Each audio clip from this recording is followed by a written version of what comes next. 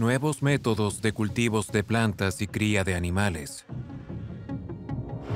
microorganismos con propiedades sorprendentes.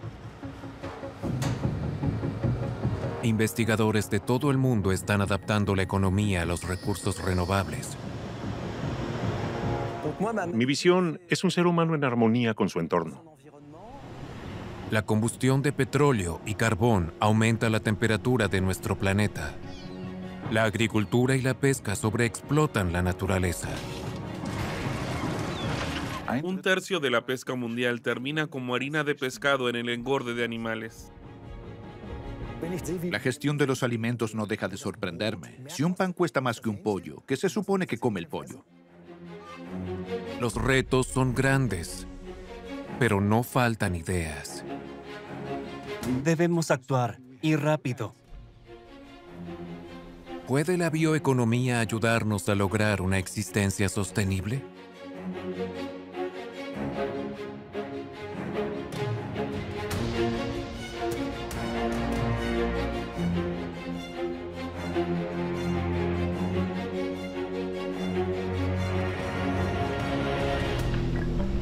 La mina a cielo abierto de Hambach, en el noroeste de Alemania. Este lugar hace visibles como pocos en Europa las consecuencias destructivas de la era de los combustibles fósiles.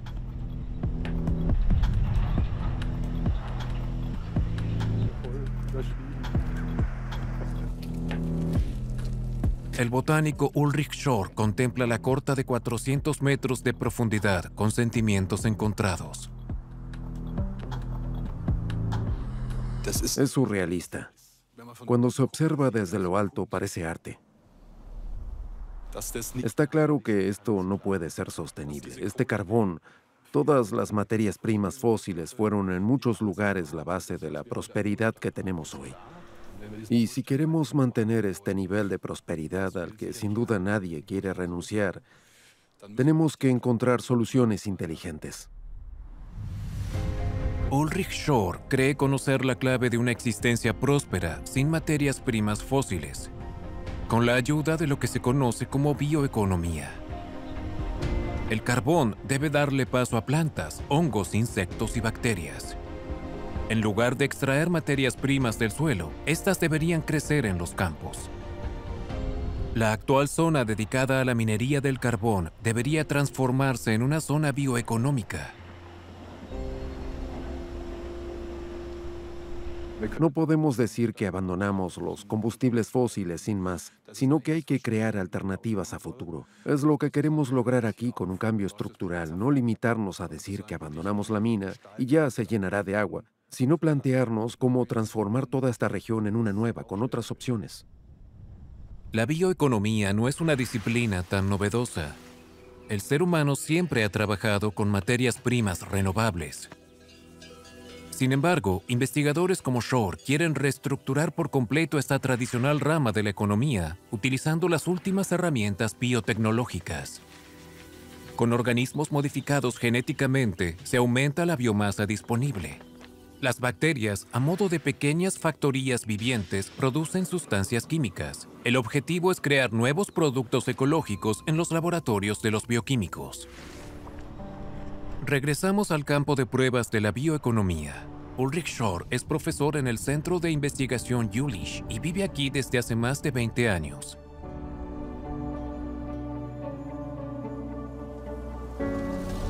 Además del carbón, la zona posee un segundo tesoro.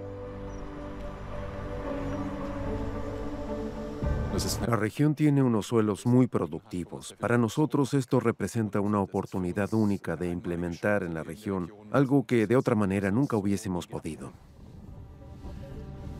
Para Schor, el futuro comienza con el retorno a lo que ofrecía prosperidad antes del carbón. Tierras de cultivo fértiles.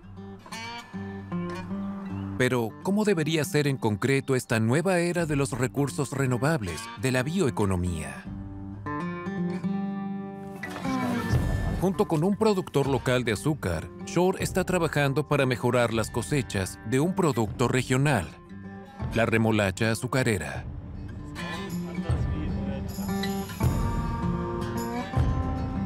Es increíble lo rápido que se desarrolló esta planta. Originalmente tenía el tamaño de una zanahoria y después de solo unas décadas es así de grande. Esto muestra el potencial que tiene una planta como esta.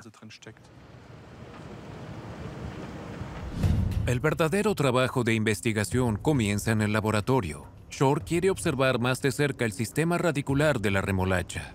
Para ello, pasa la planta por un escáner.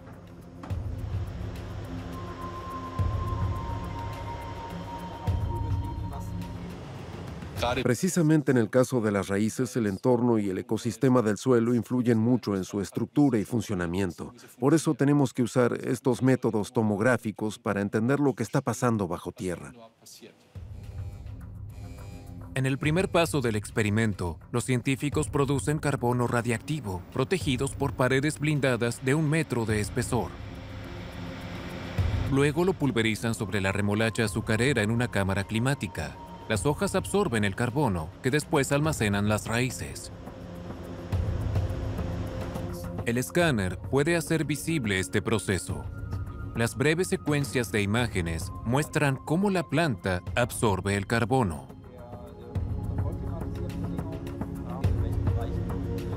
Se trata de encontrar características hereditarias para el cultivo, por ejemplo, raíces que sean particularmente profundas o genotipos que alcancen mucha profundidad. Gracias a las imágenes, los investigadores pueden comprobar bajo qué condiciones trabajan mejor las raíces. ¿Qué características debe presentar el suelo? ¿Y el clima? Con estos datos se pueden obtener variedades más robustas y, sobre todo, más productivas.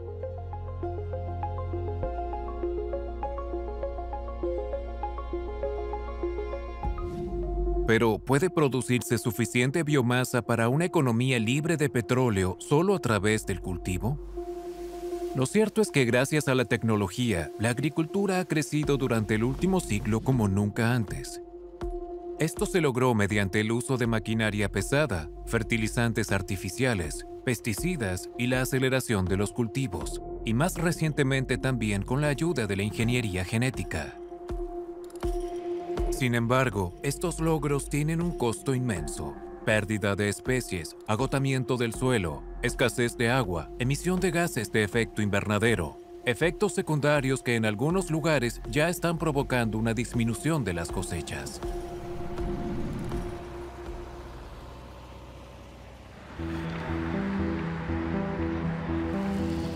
El ecólogo Stefan Bringetsu, de la Universidad de Kassel, investiga las consecuencias para la naturaleza del cultivo global de biomasa.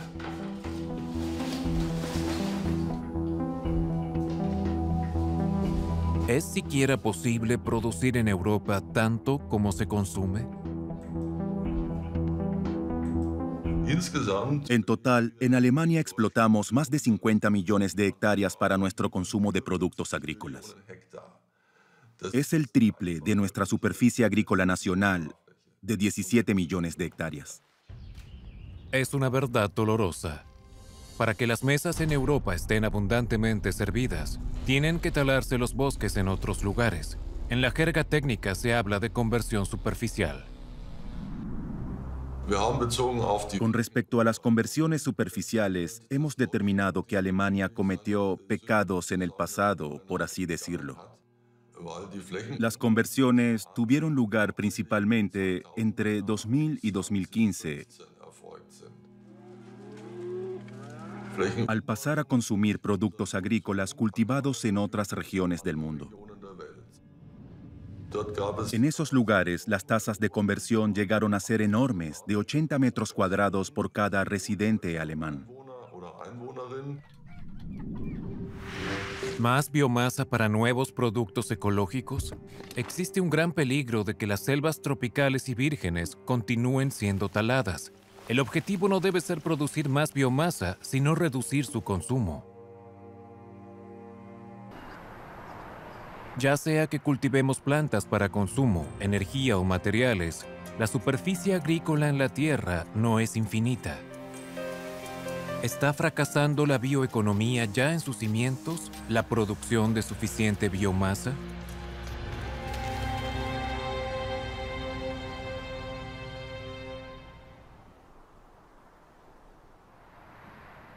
un discreto invernadero en el este de Francia, no lejos de Nancy.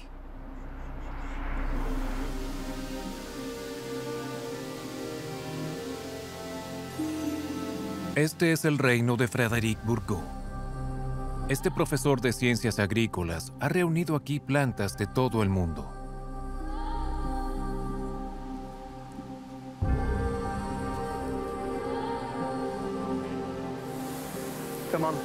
Acompáñenme.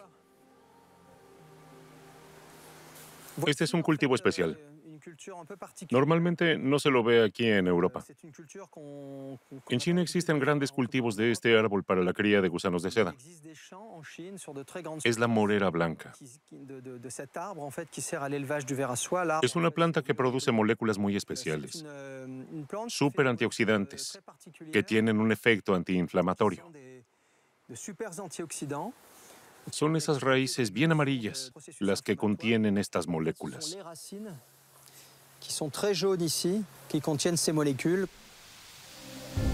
Para proteger sus raíces de herbívoros, bacterias y hongos, en el transcurso de la evolución, las plantas han inventado un sinnúmero de técnicas de defensa.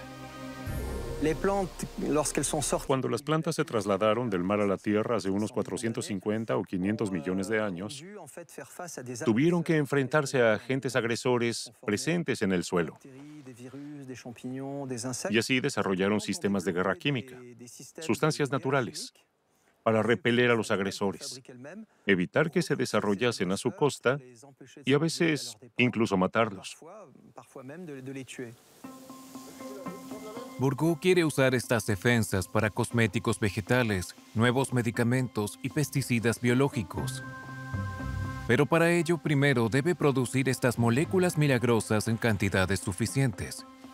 La clave es una forma completamente nueva de fitocultivo, lo que se denomina plant milking, ordeño de plantas. El ordeño de plantas se basa en un método de cultivo sin suelo. Las raíces se suspenden en el aire y se rocían regularmente desde abajo con una solución nutritiva. Para obtener las moléculas, Bourgault sumerge las raíces en una solución alcohólica. Así se extraen los principios activos. La ventaja, las raíces permanecen intactas y pueden ordeñarse una y otra vez.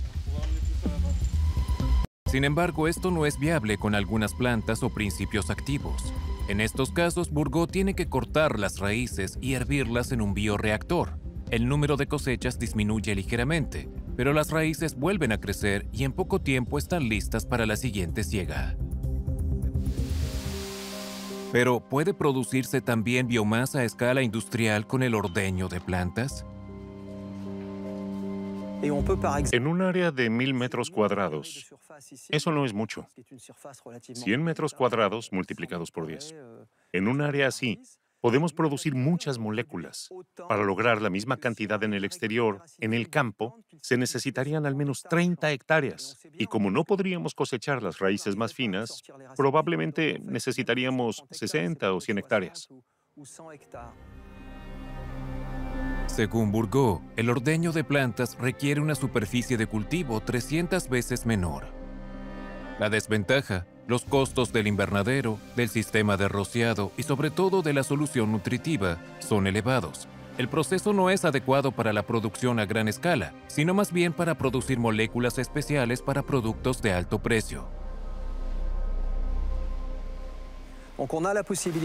Con estas tecnologías tenemos la posibilidad de producir moléculas de muy alto valor para la industria farmacéutica, cosmética, de la nutrición o la fitosanitaria.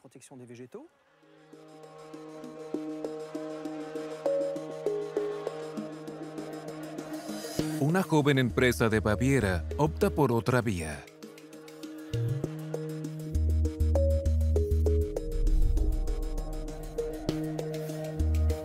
Con la ayuda de un insecto, Wolfgang Bestemeyer y Thomas Kuhn quieren reciclar la biomasa procedente de residuos.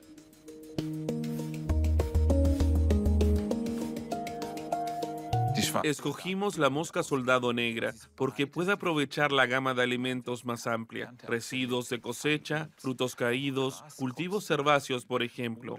También cosas como sobras de verduras son un gran alimento para la mosca soldado negra. Kuhn y Bestemaya crearon su emprendimiento en 2020. Con las moscas quieren reemplazar la soja y la harina de pescado, alimentos utilizados comúnmente en la cría de animales. La Unión Europea importa más del 90% de la soja y la harina de pescado.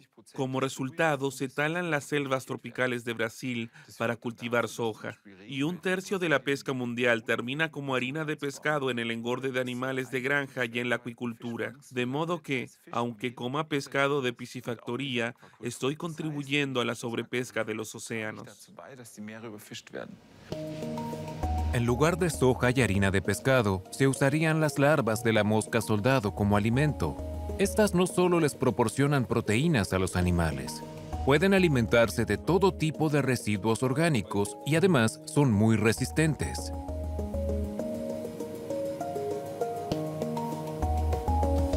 El hábitat natural de la mosca soldado negra, para decirlo sin rodeos, es el estiércol. Y una característica especial de este insecto es que tiene un sistema inmunológico muy robusto, de modo que se cría de manera muy estable sin que aparezcan enfermedades. En las instalaciones al norte de Múnich, los insectos reciben salvado de trigo, un subproducto de la producción de harina que la empresa obtiene de un molino cercano. También se le añaden minerales y agua, y se mezclan para formar un puré de nutrientes.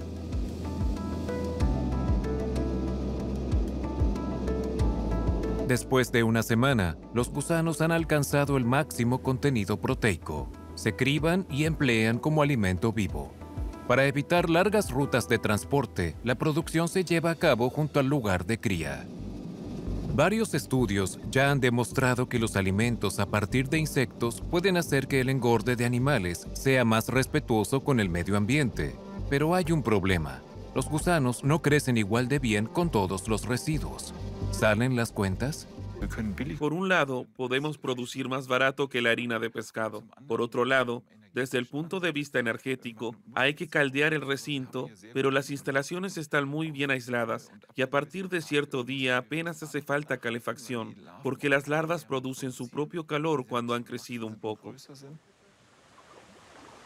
Para evitar que la naturaleza sufra cada vez más a consecuencia de la agricultura intensiva, el nuevo crecimiento ecológico debe basarse principalmente en la biomasa ya existente, por ejemplo aprovechando el salvado de trigo para producir alimento para gusanos rico en proteínas.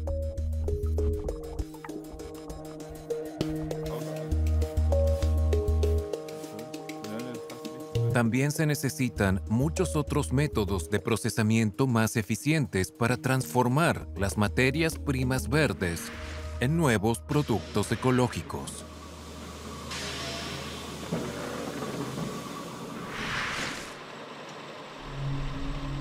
Un centro de compostaje al norte de Heidelberg. Para los biotecnólogos Rebecca Higa y Jan-Eike Domaya, analizar los montones de desechos orgánicos y restos de alimentos es algo cotidiano.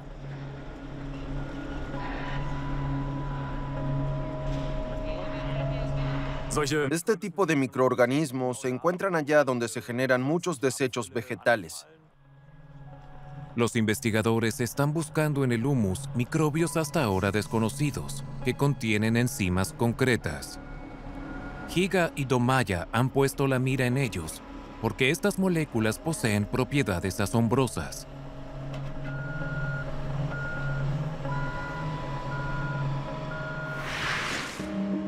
Las enzimas son componentes básicos de la vida. Sin ellas, la vida no sería posible en absoluto. Regulan procesos metabólicos, ayudan a digerir los alimentos o producen energía a partir del oxígeno durante la respiración celular. Trabajan extremadamente rápido y ellas mismas no consumen energía. Sin embargo, un sinnúmero de enzimas y los procesos que ponen en marcha ni siquiera se han descifrado todavía. Hay mucho por descubrir, especialmente en el reino de los microorganismos.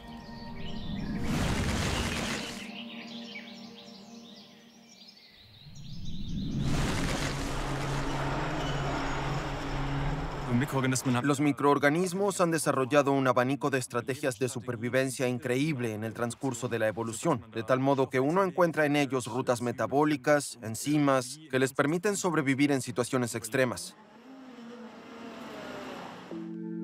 Higa y Domaya quieren utilizar el poder natural de las enzimas para elaborar productos como bioplásticos y biocombustibles de manera más eficiente y ecológica.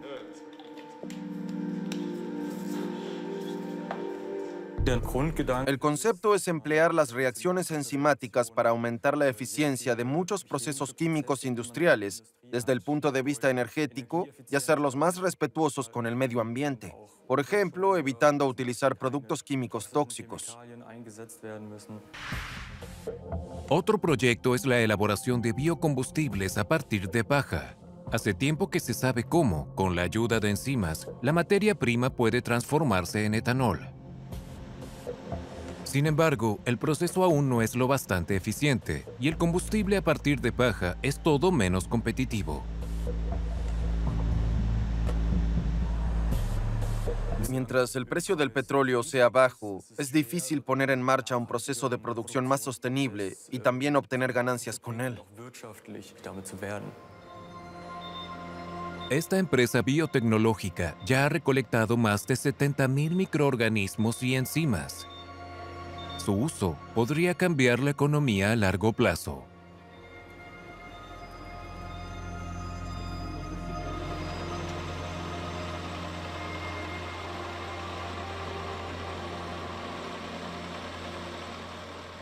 De regreso al campo de pruebas de la bioeconomía de Ulrich Schor. Aquí también se investiga el procesamiento sostenible de biomasa con la ayuda de enzimas. El bioquímico Nick Virks quiere usar su poder para producir un nuevo tipo de bioplástico a partir de residuos de la producción de remolacha azucarera.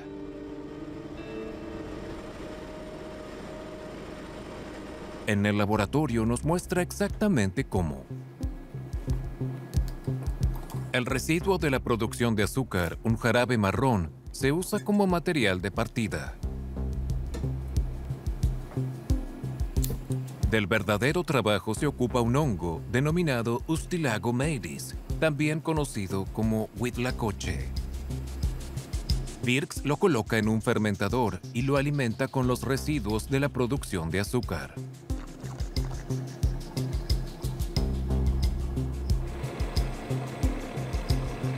El hongo contiene una enzima que procesa los carbohidratos de los desechos, produciendo un ácido llamado itacón.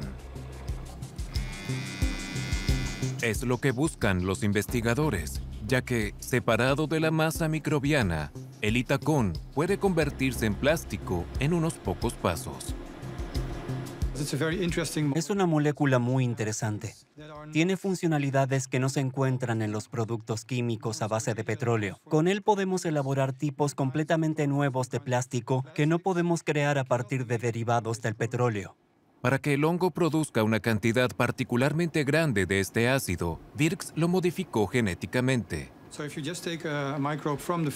Si se toma un microbio de la naturaleza, procesa alrededor del 10% del azúcar.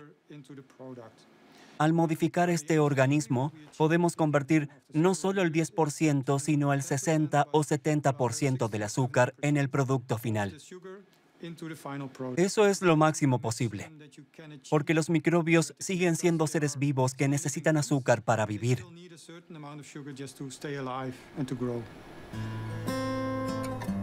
Con la ayuda de biotecnología, Nick Virks convierte un residuo en un nuevo producto, bioplástico. Reemplaza un producto derivado del petróleo, proviene de recursos renovables y dinamiza la economía regional. Pero también hay aspectos negativos. El cultivo de remolacha azucarera utiliza pesticidas y fertilizantes, lo que en definitiva tiene un impacto negativo en la huella ambiental del plástico.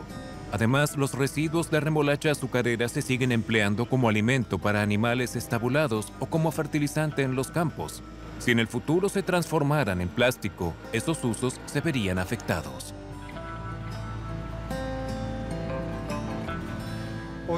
El petróleo también es un recurso limitado y contamina el medio ambiente. y cambia el clima. Creo que deberíamos tratar de sacar el mayor provecho posible de los recursos biológicos. Esto puede suceder de muchas maneras diferentes. Nos enfocamos en los residuos de las industrias de alimentos y del biodiesel, con los que alimentamos a nuestros microbios. El poder de las enzimas puede ayudar a sacar más provecho de la biomasa existente. Pero hay otro desafío. Es particularmente evidente en el caso de una materia prima que está disponible en grandes cantidades: la madera. La madera es extremadamente resistente. Si no fuese así, los árboles no podrían vivir durante cientos, a menudo miles de años. El tronco de un árbol muerto tarda décadas en pudrirse. Los hongos acceden con lentitud a los carbohidratos que contiene, con la ayuda de enzimas específicas.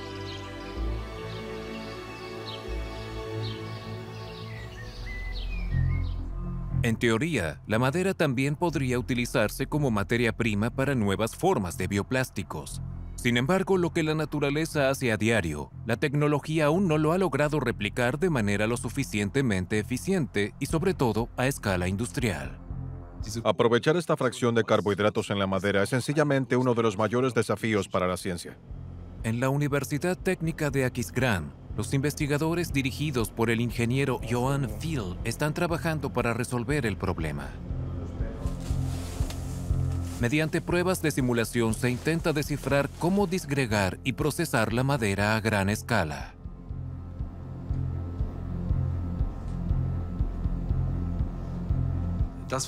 Lo que no tenemos, que sí tiene la naturaleza, es tiempo. El montón de compost tiene años para descomponer el tronco.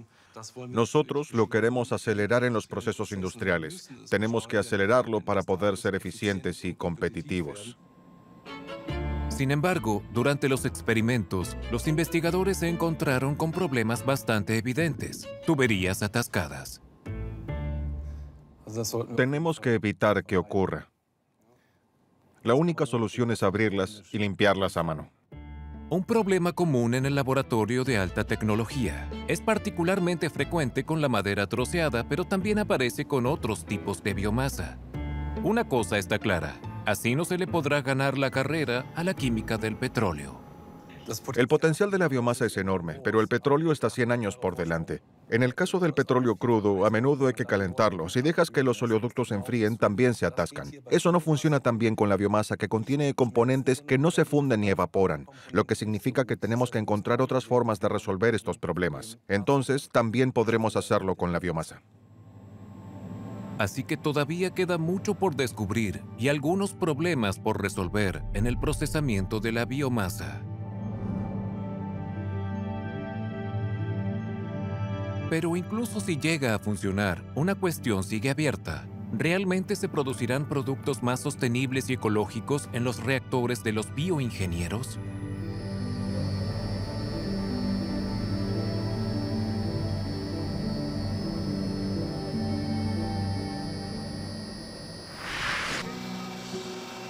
El fabricante de plásticos no se hace ilusiones sobre el potencial de los bioplásticos. Si nos fijamos en todo lo que flota en los mares, veremos que han utilizado muchos de estos plásticos porque son muy longevos. Esto significa que los bioplásticos, al menos los plásticos biodegradables, no resolverán el problema. Es una cuestión que nos atañe a todos, a la industria, a los consumidores, para llegar a gestionar con sensatez la situación. Para el fabricante de plásticos, sensatez significa sobre todo un mejor reciclaje y más completo. Por ejemplo, los envases de alimentos a menudo se fabrican para que sean lo más delgados posible, pero al mismo tiempo deben cumplir con ciertas características, por ejemplo, evitar que el oxígeno llegue a los alimentos al tiempo que mantienen la humedad. Todo esto ahorrando material. A menudo la consecuencia es que se aplican muchos plásticos diferentes en varias capas. Algo así es prácticamente imposible de reciclar. Lógicamente, del mismo modo, se podrían desarrollar fácilmente envases de plástico reciclables. Funciona, es factible. ¿Por qué no se hace hoy? Creo que la respuesta es sencilla. Los envases delgados siguen siendo más baratos que los envases ligeramente más gruesos, aunque estos sean fácilmente reciclables. De modo que las tecnologías de la bioeconomía no resolverán el problema del plástico tan rápidamente, una perspectiva un tanto descorazonadora. ¿Mejoran las cosas en el sector de los alimentos? Una empresa de Bamberg fabrica productos que reemplazan la carne. Su fundador, Friedrich Busse, era maestro carnicero y asesoró durante años a cadenas de comida rápida y empresas de alimentos. Pero un día visitó una fábrica donde se trituraban millones de pollitos machos.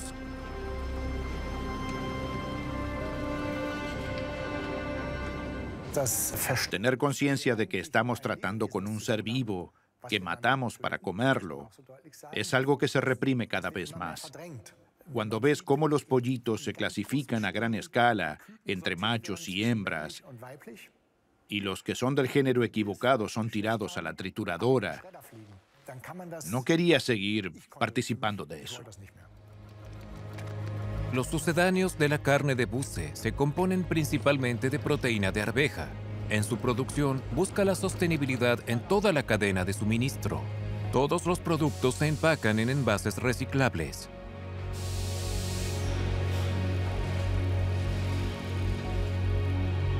Las arvejas provienen de productores de Emsland. Las emplean como cultivo de cobertura en la producción de papa. Acababa de terminar la cosecha de las papas. Un agricultor buscó una que era más grande que mi cabeza. La trajo y me gritó: «Busse, trabajamos con patatas así y ahora vienes con esas tonterías de arvejas tan pequeñas como esta». Así que tuvimos que hacer una labor de persuasión de que muchas arvejas pequeñas hacen por una patata grande. Busse obtiene la proteína con la ayuda de una batidora gigante. Las arvejas se calientan y trituran. Luego enriquece las proteínas extraídas con muchos otros ingredientes.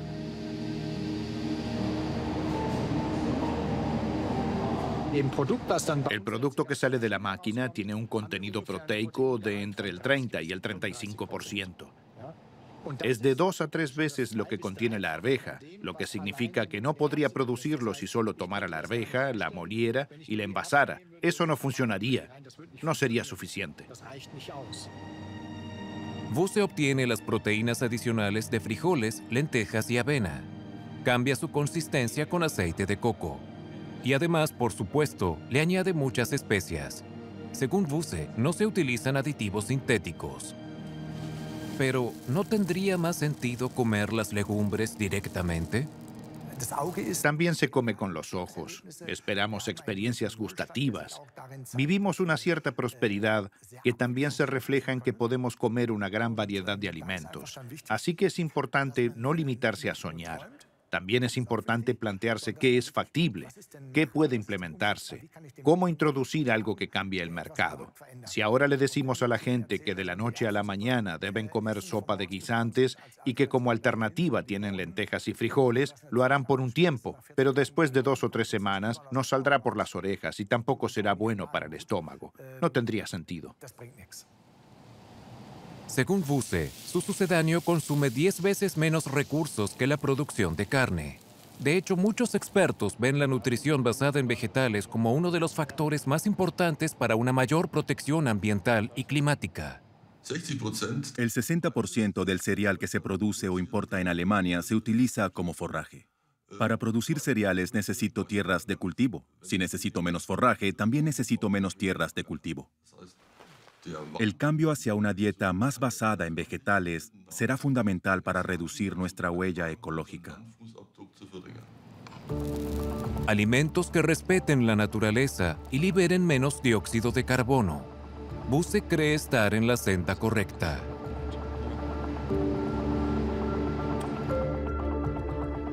Un emprendimiento de alimentos de Finlandia está tomando un camino aún más radical. Juha-Pekka Pitkänen y Pasi Vainikka quieren producir alimentos a partir del aire. Al menos eso es lo que prometen en el spot publicitario de su empresa.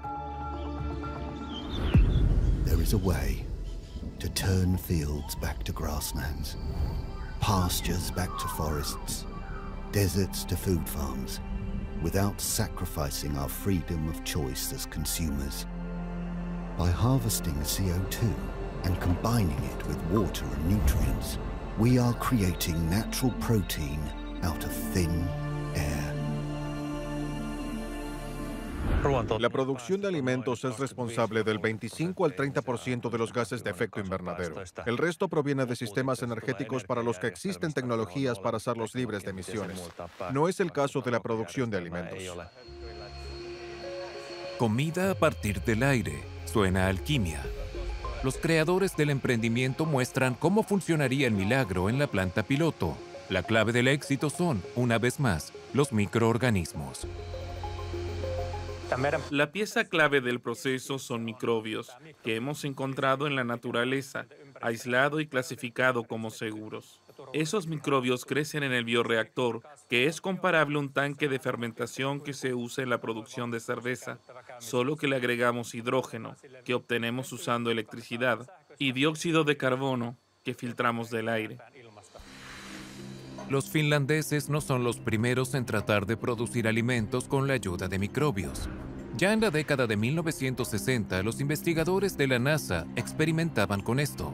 Buscaban formas de utilizar la menor cantidad de recursos posible para producir alimentos para los astronautas en hipotéticos viajes a planetas lejanos, y se toparon con los denominados hidrogenótrofos.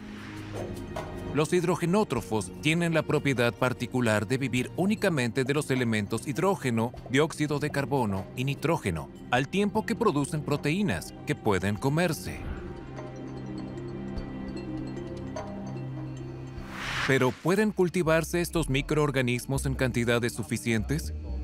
Juha-Pekka Pitkänen y Pasi Vainikka desarrollan un proceso de producción de 4 etapas.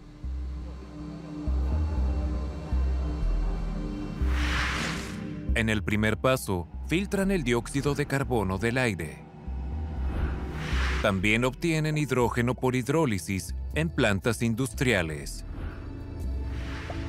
En tercer lugar, introducen amoníaco, que también puede filtrarse del aire.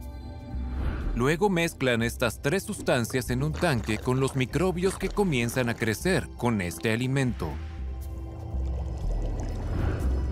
Finalmente, solo les resta secar el contenido del tanque. Obtienen así un polvo amarillo llamado soleín. El problema es que su producción consume grandes cantidades de energía. Esta, así lo proponen los finlandeses, debería provenir en un futuro de fuentes sostenibles.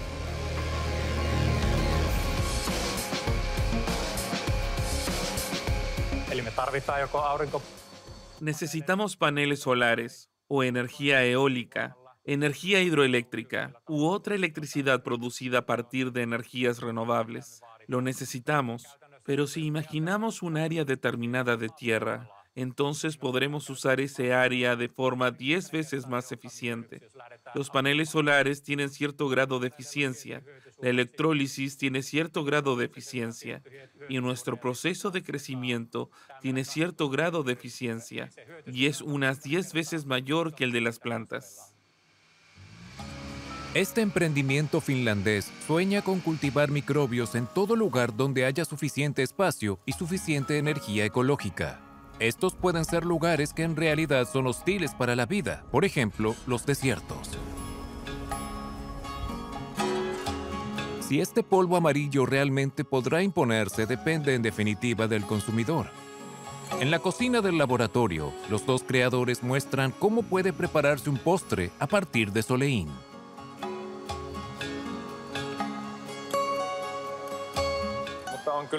Sabe neutro, como debe ser.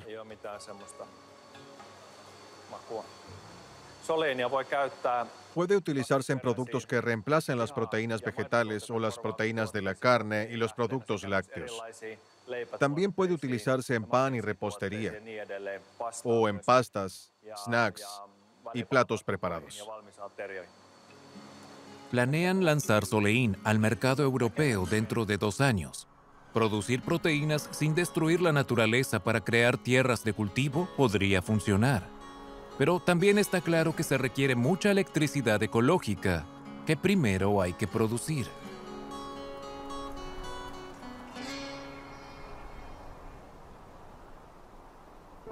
El viaje por el mundo de la bioeconomía demuestra que no faltan ideas. Los nuevos métodos de cultivo y los productos ecológicos pueden hacer que nuestras vidas sean un poco más sostenibles. Hemos investigado mucho, sabemos muy bien lo que podría hacerse mejor. Lo que falta en muchos lugares es sencillamente la implementación. Sin embargo, para que las ideas de los científicos ecológicos se hagan realidad, se necesitan más que algunos pocos prototipos. Los gigantes de la industria de los combustibles fósiles no renunciarán a su lugar por voluntad propia. Se necesita un cambio rápido y de gran alcance para que la bioeconomía tenga un impacto positivo en el clima y el medio ambiente.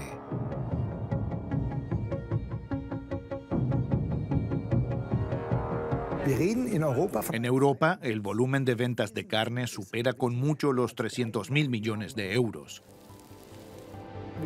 Estamos ante un grupo de interés. No es una lucha fácil. Sin embargo, las innovaciones de la bioeconomía también tienen un límite fundamental. Si se quiere evitar explotar hasta el último rincón del planeta, la biomasa es y seguirá siendo un bien limitado. El globo es demasiado pequeño para que podamos sustituir con biomasa todo lo que producimos actualmente sobre una base mineral. Eso no es posible. En una bioeconomía sostenible, debe disminuir el consumo de recursos y a gran escala. Faltan muchas más ideas en cuanto a reciclaje y reutilización. Y en última instancia, nosotros, los consumidores, también tendremos que conformarnos con menos.